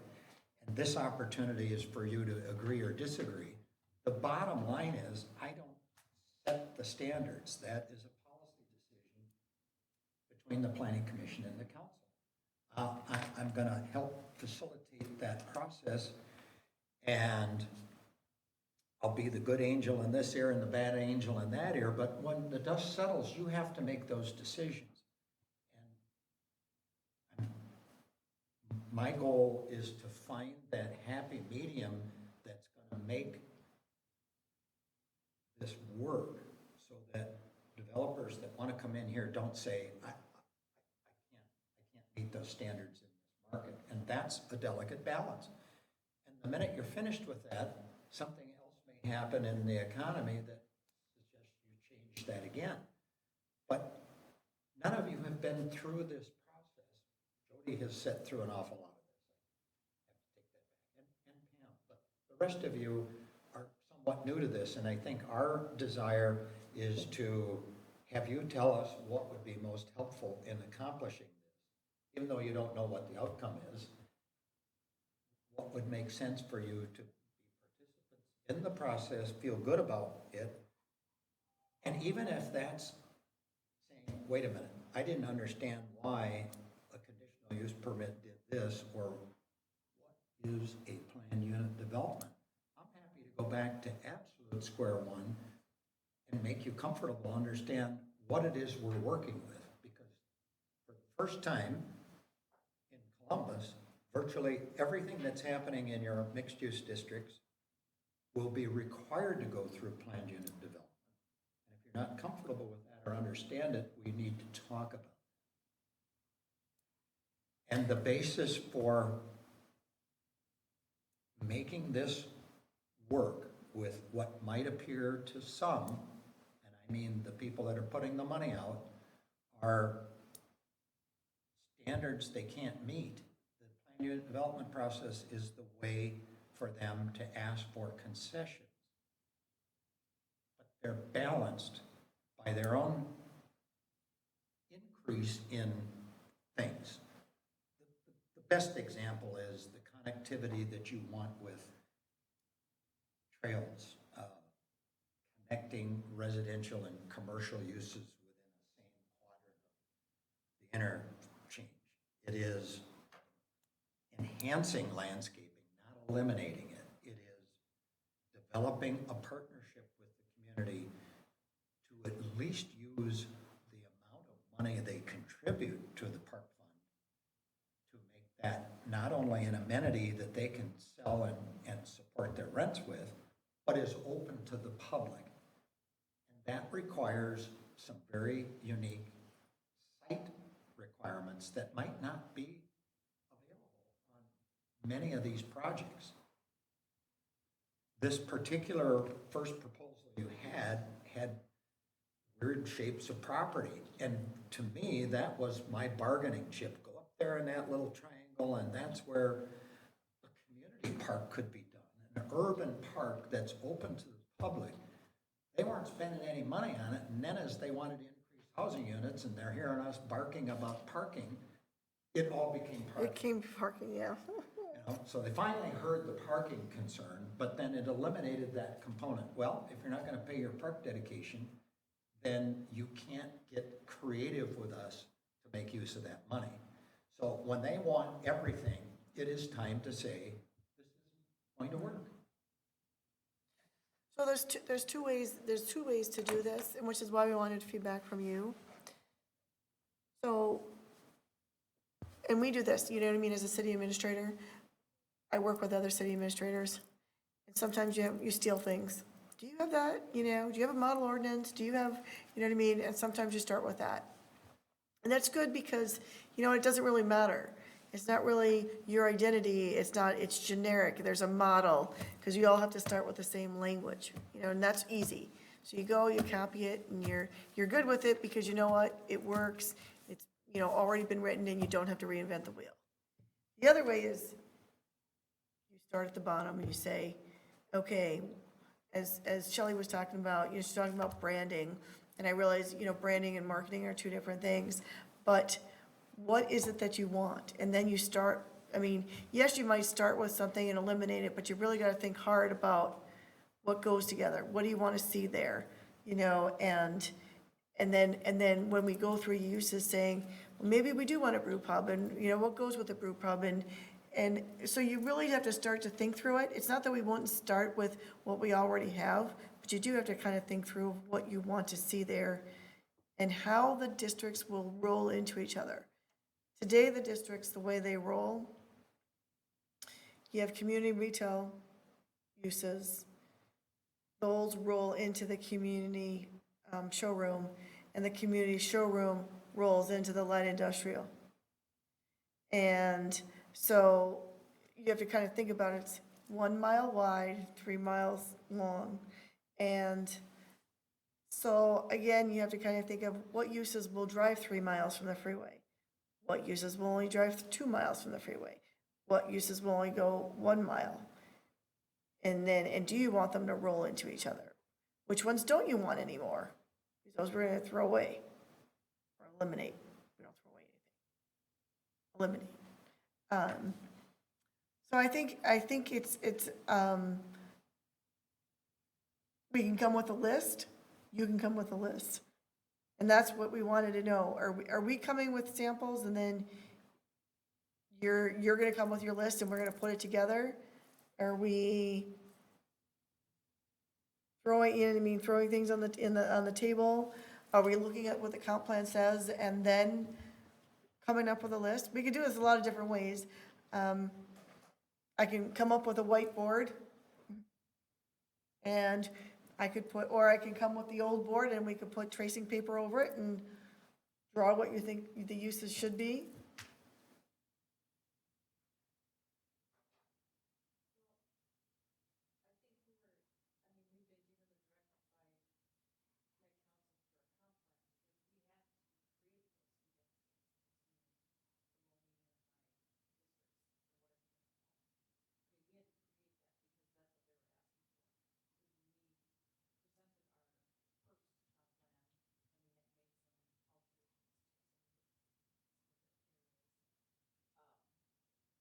And that's land use, and the land, and they've accepted the land use. Yeah, but it somehow got changed back. So it went back to an original, what the McComb study land use was. But there were some changes that the city council had made when they sent that December 31st. Right, and this is the new one. This is the new land use plan. That's the one that's in the new Yep. plan. Yeah, but it's actually back to the 2015 McComb study plan. It hasn't really changed much, but what was offered at the December when the comp plan went in is not the same as what this is. There were a few tweaks to it, yes. Yeah, right. And the biggest was suburban residential is missing. The mixed use was added. All the mixed uses were added To the new, to the new one. to the new one. That was a big change. Right, and that was because that's what they said that they needed in the comp plan because we didn't have that. Correct. So now they're telling us you have to find a way to put those in there. They only do land use. They don't tell you what uses to put in there. So we decided what the land use was, and we said, this is light industrial, this is commercial. But what uses are under the light industrial umbrella and what we described in there is not written anywhere. I mean, we can take what we already have and do that, but now you have to decide, do you still want those? Do you want to change them? Do you want to put something else in there? I will tell you, truck terminals are in the lower half. The 2 truck terminals that look there, they won't drive that distance. It's too expensive to go 3 miles down and 3 miles back. The analysis was done. There won't ever be truck terminals down there because it's too expensive to run the diesel. So, so maybe, you know what I mean, there aren't any. And I will tell you that when we did this before, the planning commission kind of tuckered out, and there's only like 3 uses in the district. There's not a whole lot there. So I think that those are the things, it's like, what else do you want to, what else do you want to see down there? What else do you want to see in the light industrial, you know what I mean, district? You don't want to compete against the CI district. We said we weren't going to compete. But again, what uses, what individual uses do you want to see?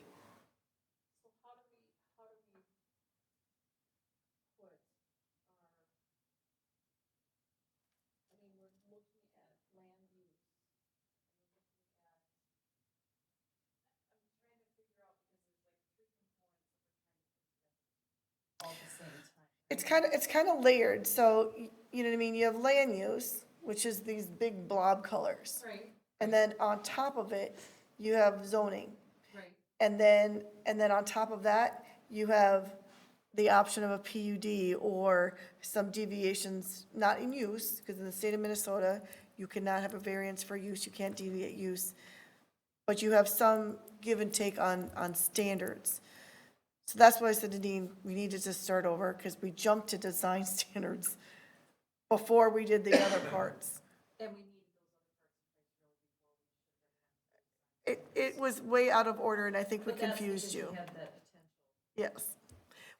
We went out of order because we knew there was a possibility that we were gonna have apartments, and then it became fact that they actually did submit an application. So we were trying to accelerate it, and I think it kind of, we wouldn't have gone in that order. Dean and I would have come up with a different order. Right. Going back to land use though, when the Macomb study was out and they said that we had too much commercial showroom. Retail. Retail. Retail. What, I mean, now, I mean, because we kept it at that same percentage in that area, we would have to to do a comp plan amendment, would cost us money and time now. If we were Well- to change that So so that you're we could talking, put different entities in there. so what you're talking about is a zoning district though, not land use. So right now, this is our zoning map. So in the zoning map, you have community retail, horse racing, commercial showroom, and light industrial.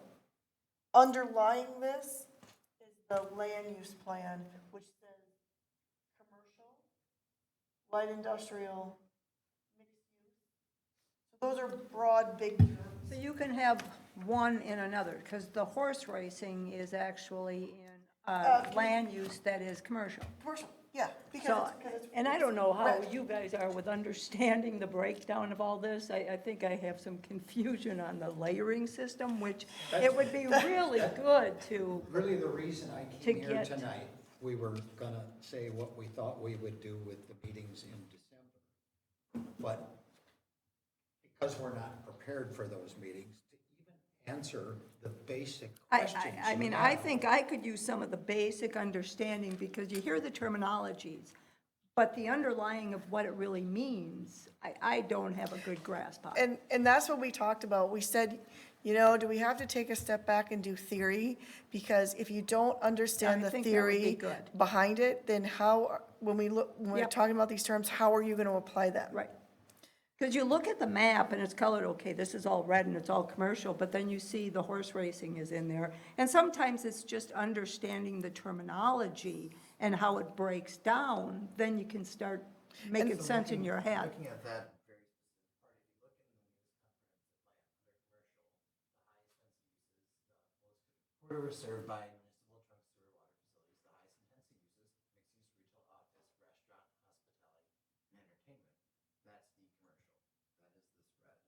So that's layer one is the land use. It is tied in with this language from the comprehensive plan where it gives you hospitality.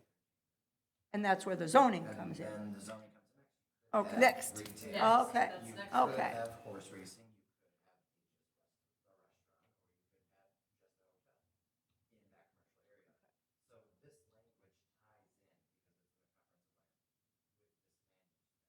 I mean, I think for me, it would be good to look at the relationship between the comp plan and real life on the maps and how we're using it right now. I mean, that would help me to understand better how it all The comes basics. together, yes. Right, and that's the problem we had with the bike intake. We didn't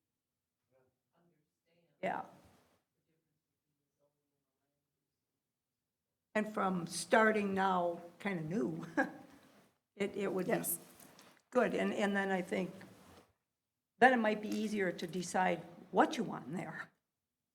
And how, what can go in there, and then how can, yep. Percentage of Yep. You know, and Elizabeth, you bringing up that certain places don't want to travel this far, certain industries, it's good to start planting them seeds. And that's to- what the to Macomb start- study's about. Yeah. The Macomb studies was, he talks about uses and what, and the market and trades and where we get our traffic from. So he talks about a whole host of other things. And we rely on his information to make decisions, but we rely on others to give us information so that we can say, well, that doesn't really work there, and, because he has way more information than us Yeah. on trends. The It's on the Macomb study, line. it's on a website, under the EDA page. And Yeah, it could be good to read What we thoroughly. thought would be useful was, Ben was scrolling through the descriptions of commercial and industrial. And that is the base. And within that, you could have 3 zoning districts that depicted different uses within the industrial area. We already have several districts, showroom, community retail, Horse racing. and the horse racing, that fit within the description of commercial. And to just understand that basic relationship is fundamental to help you get an idea when you start planning these things. Well, what do you mean we can't have the truck terminal there? Because it doesn't fit within the description of the basic land use that's been authorized. So that's a starting point to me, so that you answer it. That's not really an interacting kind of a thing as much as it is instructional. So we envision some instruction that's basic. And again, if you want to go back to what is the difference between conditional use permit, interim use permit, do that at any time. Because the last thing you want to do is be making recommendations on a particular item and not understand what it really means. And I'm guessing that's necessary with. Yeah, because that's brand new. So what we don't even have as a district yet, these mixed-use districts. If you read it and understood my first draft of all 3 districts, there are very few, if any, permitted uses. The rest are conditional because it requires a conditional use permit to have a planned unit development procedure. But other areas within that red commercial blob, the entire showroom and the community retail, we have no such existing requirement. But the amendment that occurred to the planned unit development ordinance allows an applicant to request a planned unit development in any commercial or industrial district. It's just in mixed use, it is a requirement. Part of this debate and discussion will include, should that be a requirement in all of the districts? Do we start eliminating more permitted uses and require processing by conditional use permit and perhaps planning development? To make that decision, you need to understand what they are. And so my first step at the next meeting is to talk specifically about the comp plan, terminology for land use, about the basic existing zoning districts, identify the requirements we need to be met by next July, and then what the opportunities are to come up with different districts within those. That may take the entire evening. But it doesn't mean that you can't bring questions. Yep. So if you have questions and you think of 3 questions next week, it doesn't mean Dean won't take 10 minutes or I will take 10 minutes to answer questions that have nothing to do with the comp plan or nothing to do, you know what I mean, that you just thought about. Okay, Like, what about this? Well, and a question that came up when we're talking the mixed-use ordinance, that you know, while the focus isn't continuing that particular ordinance activity now, doesn't mean you shouldn't have a basic question answered that was creating a stumbling block in the bigger picture. So whether this you consider like in-service or, we thought tonight could just be a straight Q&A, anything that's bugging you or you want to know. I like the idea of starting with the basics again. In case I did misinterpret.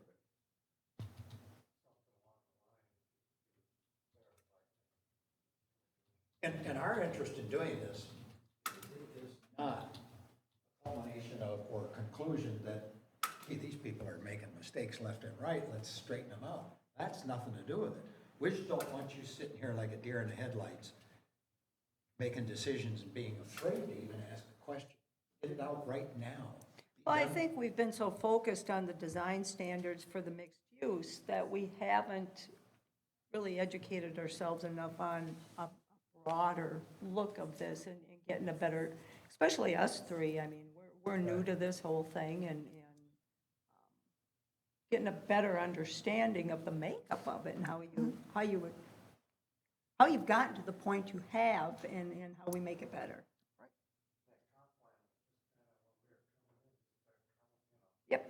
They're making adjustments and stuff, and terminology was coming in, and And then you speak the comp plan, now we got to align zoning, ordinances and everything. So we figured tonight, and that, so we decided, you know, we would take an hour. We're getting to 10, 10 to 9. We anticipate December 4th, we'll probably spend 2 hours, you know what I mean, or so. Again, if we have a concept come in, we'll kind of put that, but there'll be no public hearings. On the 18th, which will be your last meeting, we also thought it would, again, be more of a workshop. However, at the end, if you feel like you are compelled to bake and you want to have holiday cheer, certainly at the end, we can trade cookies and such at the planning commission. So we didn't intend to cancel any meetings. We intended to use the last two as workshops.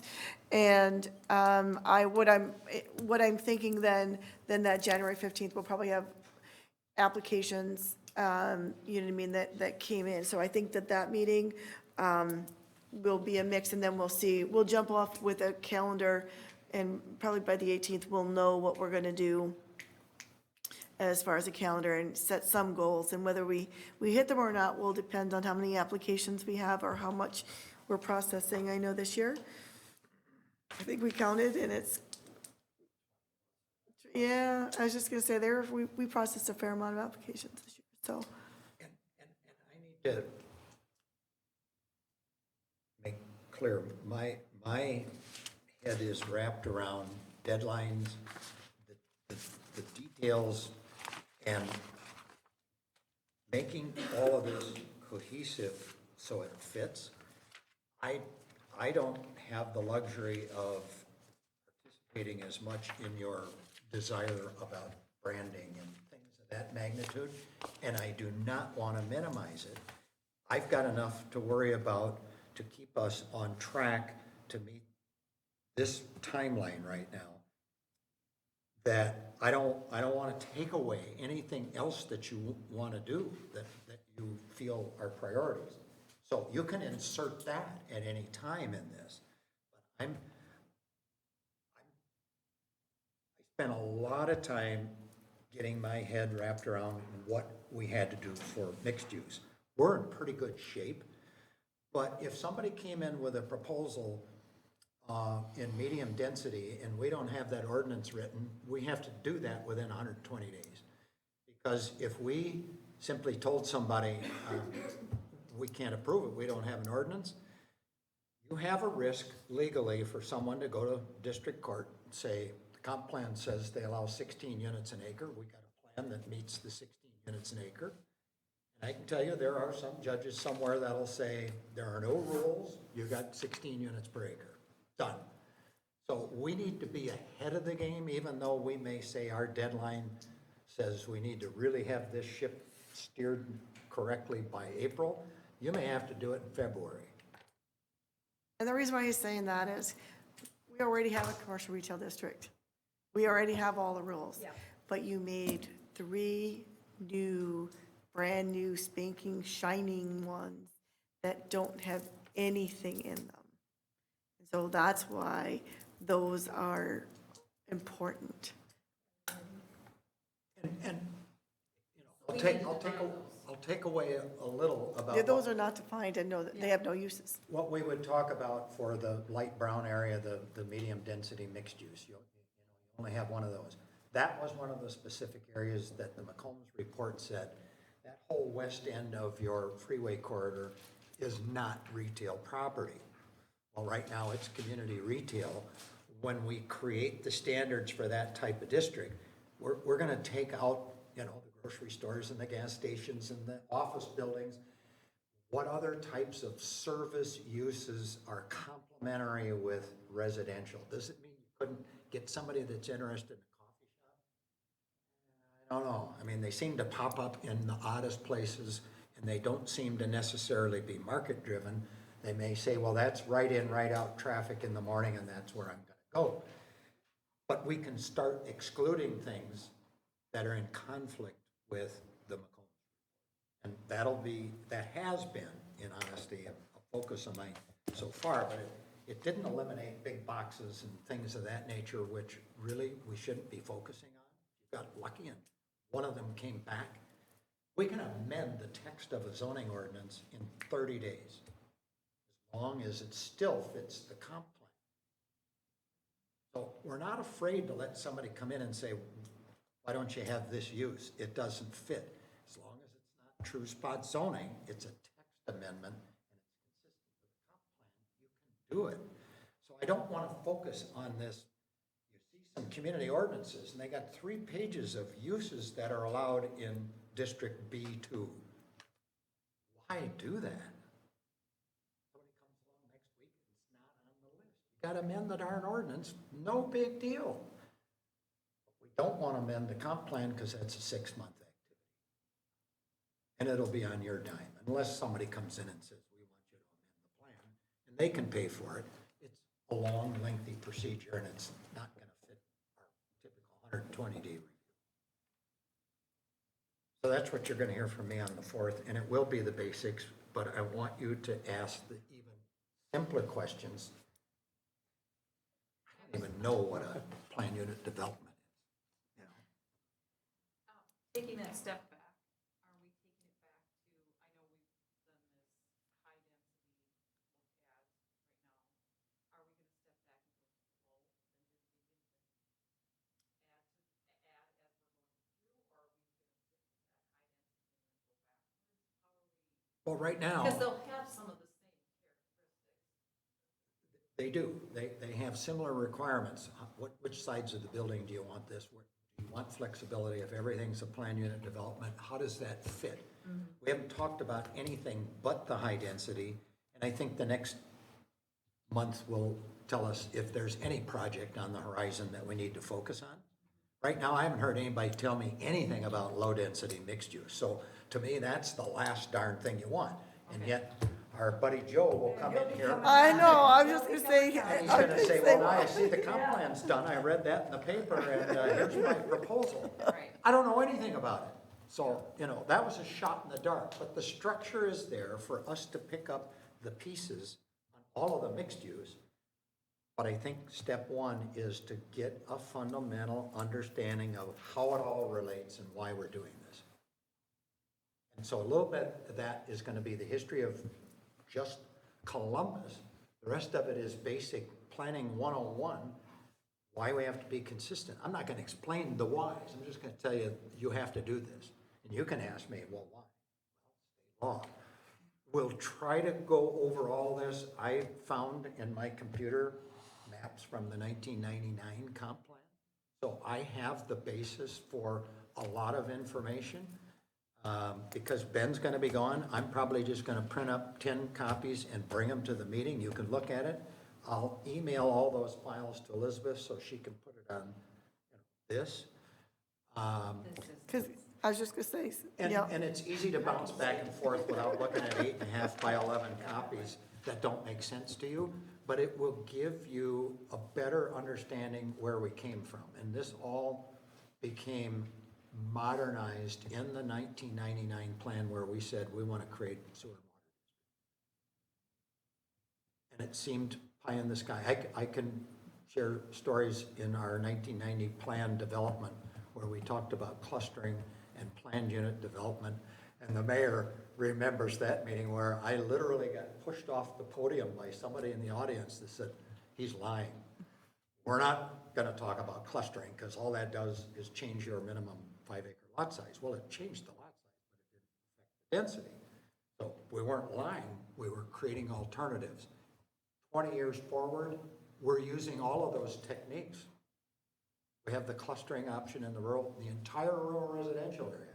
We now have plan unit development standards that we're really fine tuning. How did we get here? Some eggs and tomatoes thrown at a lot of meetings, Jesse. Okay, I'm All done. right, back to you, Back to me. Mr. Chair. I didn't bring the paper. I had a question to ask, though. It has nothing to do with this. We were talking about if you come up to a conflict coming up, meeting 2 hours ahead of the meeting. Have things explained. Remember when we had that issue? So you mean having a workshop before the meeting? Right. Remember when we thought we were overwhelmed with some things and didn't understand things? Are we still working on that? Or, I know it isn't in the next few meetings, but when we get going into the next year, or is that still an open avenue? So, yeah, so when we talked about two different things, about format and whether or not the planning commission wanted a workshop before its meetings. And so we talked about the workshop, and then we talked about whether or not you felt that the public hearing and discussion should stay in the same night when you had new applications. Like tonight, there really wouldn't have been a reason to, wait 2 more weeks. But the Viking would have been. So the larger, new ones, that we have larger projects, and consensus was that yes, and so I have put different applicants on notice that would be the format. But again, if you wanted to adopt a schedule where you did want, workshops, at least on one of your meetings where you met an hour before, an hour and a half before, or whether you wanted a break in between, like we stopped at 6:30, like we did it between 5:30 and 6:30, because you wanted to talk about the details or process on an application coming up that you wanted answered. We can certainly do that in the new year if you thought that would be a good format. Well, I know, like the Viking one was one that we kind of brought that out, and that we felt like, whoa, there's some things we didn't know about, kind of. There are a lot of communities, that, they meet an hour before and then they take a break in between the meetings. And, we can certainly do that. So that's a public meeting then? It is a public meeting, but it's like this meeting. You're sitting around a table, it's very informal. You're asking questions, you don't really take comments, but you make no motions.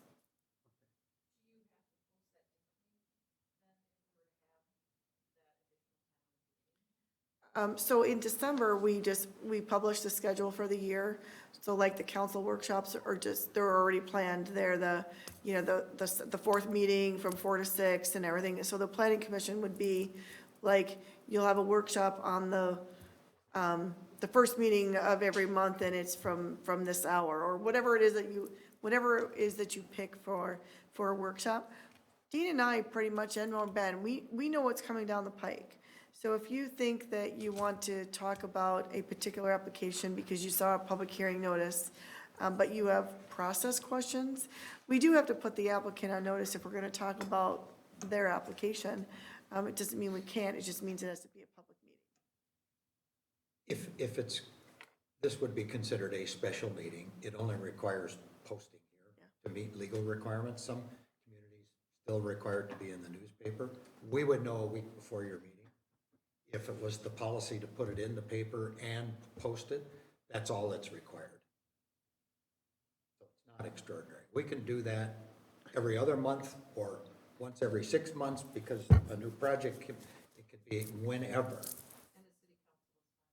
Yeah. Okay, we can talk about that next year. Beginning next year? So if you're thinking that that's what you want to do, so what we do at the December 11th meeting, we publish next year's schedule.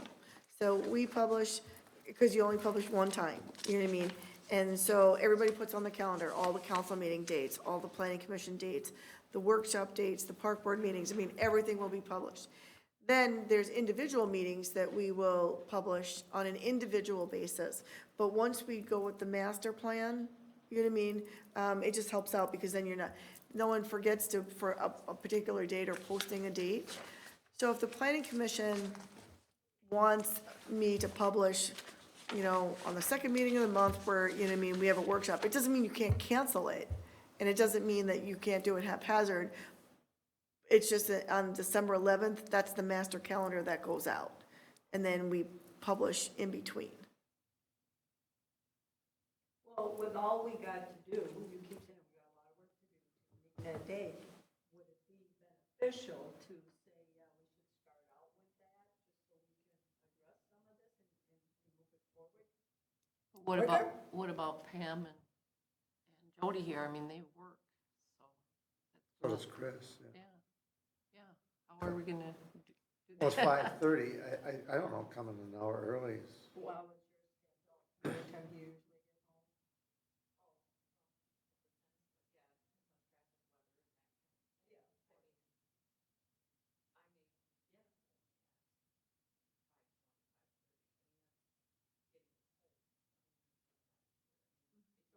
Started at 5:30, I guess I would be late, but I would be here as soon as I was able to be here. I don't know if you need to go that early.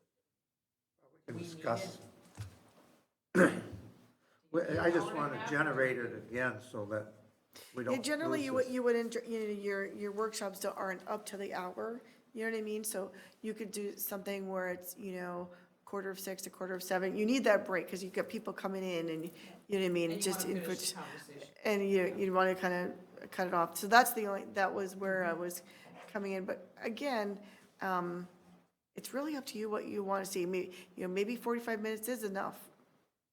You know, we could start out with there. And if it's not, we can, you know what I mean, adjust. I mean, it's kind of really what you, it's your meeting. Could you be there by 6? Yeah, I get home. I go in. I know Pam was worried about it. I think she mentioned it to you, that if it, you know, we really needed to discuss something, she Yep. would work it out. I think that's what she said. Which is why I was thinking if you only started out with one meeting, you know what I mean? Just, it was just once a month. So it's just, it's just a, it's, you know what I mean? It's just a one-day thing that maybe that would help. And I mean, and that's just if it's on the night, you know what I mean, on the night of, you know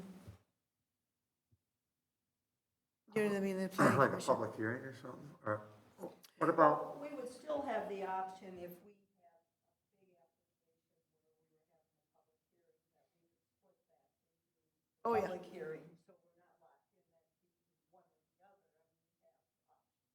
You do.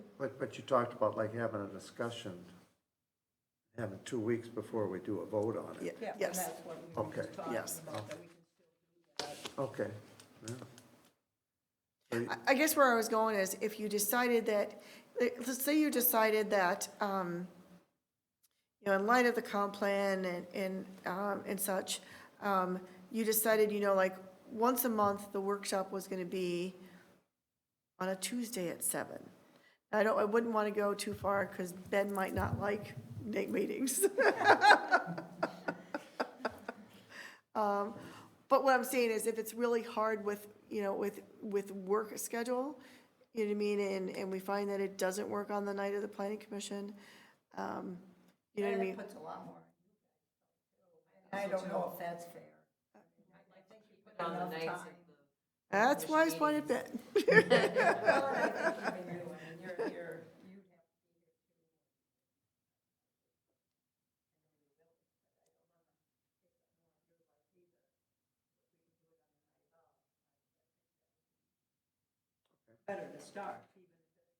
So we have to know where we want to go by the 11th? I'm just saying if we go with that mode, I mean, we can always, in January, we can say, oh, here's the calendar, in the next 2 months, these are the 2 days that we want to do it, because I know everybody's calendar, I mean, my calendar is probably just like all of you, unless it's on the calendar, I schedule stuff.